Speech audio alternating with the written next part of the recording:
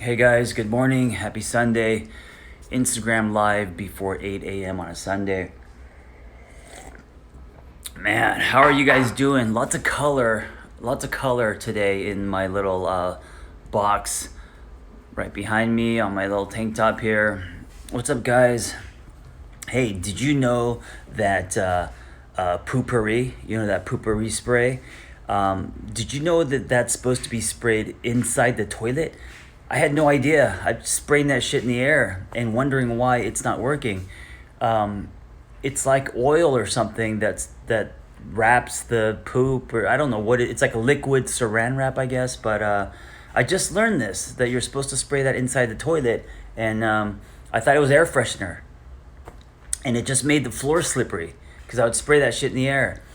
Anyway, a random life tip this morning. I want to talk to you guys about the basement guy. I was watching a video on work ethic and building stuff, and it was Arnold Schwarzenegger talking about his life story, and it was really inspiring. And it reminded me of this whole theory I have, and it's called the basement guy. So let me explain this real quick. You guys ever watch Iron Man? I think it's number 3. I'm not sure, but Iron Man has now become famous, and he's on stage, and he has like cheerleaders, a row of women cheering. They're doing this routine. He's got that sexy Audi R8, and he's now like this public figure, right? And he's tap dancing, celebrating, and all of that. And then the camera pans down into this basement, and there's this guy in his basement doing pull-ups. He's got long hair, and he's making these electric whips. And it's like a grungy basement with rats and shit. And you know that when he surfaces, shit's gonna go down. When he surfaces, it's gonna be known. And I love this basement guy mentality, because when I was single, going through my rebirth, I felt like that. I felt like the dude in the basement, who would just put his head down and blog for hours. And I got obsessed with. I got obsessed with blogging. I got obsessed with working in different ways that were honest to me. I got obsessed with the craft of being a therapist, with social media, and building things, right? Digital products and all of that. And I think that because the other day I was thinking to myself, I missed that part of me. I was thinking to myself, I don't feel like I'm working hard enough, And granted, I have a five-month-old daughter, and of course my life has changed. But I wonder if going back to this idea of being the basement guy is a good thing. No matter where you're at, maybe you've accomplished a lot of your goals. And I know with the pandemic and stuff, it's actually, it sets you up to be the basement guy. What does it look like for you to go back to the drawing board and play with your Legos? What does it look like for you to get obsessed about something? If you are single, I'm telling you, this is the time to do it.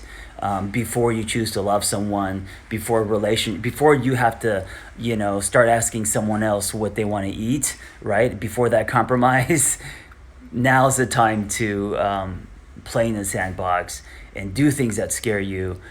Put yourself out there to show yourself, to work on your craft, or find a new one. Now's the time to explore. And I think through this exploration, there's an amazing connection to yourself, and then when you do find someone who deserves to be with you, you're bringing so much more to the table. You're bringing a whole person, and you're also not going to be like, I wish I was single again so I could have done all these things. You're bringing that with you. It's like I say that um, now that I have a motorcycle, I brought it into my relationship. So it's not like I'm in a relationship and then I'm like, asking, can I buy a motorcycle? And then Vanessa's, it's too dangerous or whatever. It comes with the package. Like if I was an action figure, the little motorcycle would come in the package with me, right? And so with you, what are you bringing to the table? Because whatever you explore now, whatever you do in your basement that gets you fired up, and all the hobbies, the passions, all of that comes in that box, that little action figure box, if that makes sense, into your next relationship if you're single. Anyway, this is on my mind this morning on a Sunday as I make some pancakes and get ready to teach. Hey, if you guys have any questions, or if you guys want to, maybe I can answer some things in here. If not, I've got a whole thing of questions in my stories, so let me look at that as well. Oh no, it's gone. Never mind. It has expired, and I feel crappy because there were a lot of them.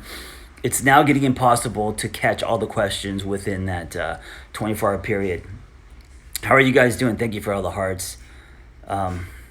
So much dopamine shooting into my brain right now as you guys tap on that screen. Someone says, why are you the angry therapist? Yes, a question that I get all the time. I'm no longer angry. I used to be angry because I was unhappy.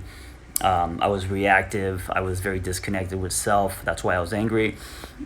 The Angry Therapist was a blog I started on Tumblr 10 years ago. And I guess it was my way of saying that I was human. All right. Love the thought of the accessories we bring with us in our action hero sets. Yes, that is true. Build your accessories now. The backpack, the gun, the Corvette, whatever your accessories are. Bring all that shit with you. That's not baggage. That is extra.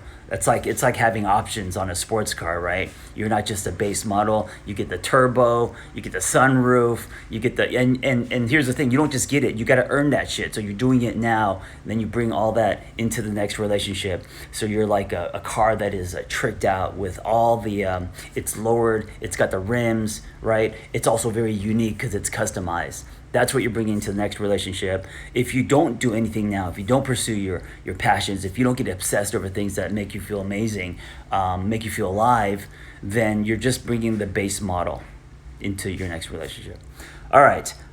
Someone says, waiting on your book and excited to read it. Thank you so much. Just turned in I keep getting the drafts back for approval, and it's pretty much done. So I don't know, 5 months, February 2021, I think it will be everywhere. I'll be talking about it. What's a healthy relationship, someone asks.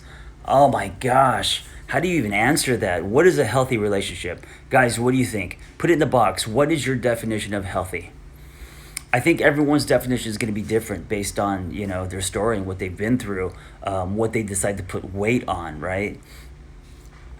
Ultimately, or I think the beginning of a healthy relationship is a safe space, right? A space where you can be yourself, a space where you could express yourself, that's just, I think, the beginning, right? The beginning, the soil. What is a good practice to let go of someone when they are no longer with you? You have to cut the cord. I think especially today with social media, if you are following what they're doing, one of the mistakes that we make is when we end a relationship, we start tracking and following our exes, seeing where they're at, who they're dating, and you know what? It's gonna fuck with you, and you're just peeling scabs. You have to, at least for a period of time, completely detach, so that you can heal, so that you can move on, and also so that your ex can move on. If you're texting, if you're keeping in touch, and there's a lot of, I get it, you guys still might care about each other, so there's a lot of like, hey, how you doing, still want to be your friend, all of that. It's too early. There's still feelings involved. Let some time pass. Go do your thing. Focus on your own journey. Don't compare how fast someone is getting over you, or how fast don't track how fast someone is getting under someone else. Just focus on you and your life, and give people space. How did you rebuild trust? Wow. Trust has to be earned. At the same time, I think you have to make a decision to want to have your partner earn that, right? Like you actually have to tell yourself and your partner that you want to rebuild trust again. It's not something that falls on your lap, right? It's something. It's work, you know. So you have to be open to it, and then allow your partner to earn trust, or vice versa, right? How does one have enough time to do all the things? I don't know, man. Arnold Schwarzenegger says sleep faster. You got to make time. You have to. You know what really works for me is I plan my day on my state, how I feel, and what's going to drive me. That doesn't mean that I don't use my calendar. Of course, you know you have to, but dropping into my body and getting excited about doing something because I feel and not, you know, we don't always feel like doing the things that we need to get done, but designing a day that is going to reflect your frequency. So, you know, how do you not dip? How do you stay higher? How are you? You know, how's the motivation organic and natural instead of forced, right? So, designing a day based on, because you know yourself the best, your state, you know. Sometimes in the middle of the day I work out to get that dopamine going. Sometimes I'll go on a motorcycle ride. A lot of you guys meditate. Design your day, customize it, you know, in a way that works for you, so then you will just naturally be productive instead of just scheduling shit and white knuckling stuff, because I know for me that doesn't work. That's just called grinding. How did I let go of someone who cut me off abruptly? He said I was too much and he wanted to be alone. You know, if someone, the way that someone lets you go is telling of their character. It's also foreshadowing. So if someone breaks up with you via text, or you know, assassinates your character, you know, the dig to you, then you dodge the bullet, you know. All right, guys. Thank you so much for the follow and hanging out with me. Hope you have an amazing Sunday. A reminder to seek nectar. And if you're gonna take a shit and use that poopery stuff, it's not an air freshener. Don't put it in the air. You got to put it inside the toilet. All right, that's the tip for the day. Be well.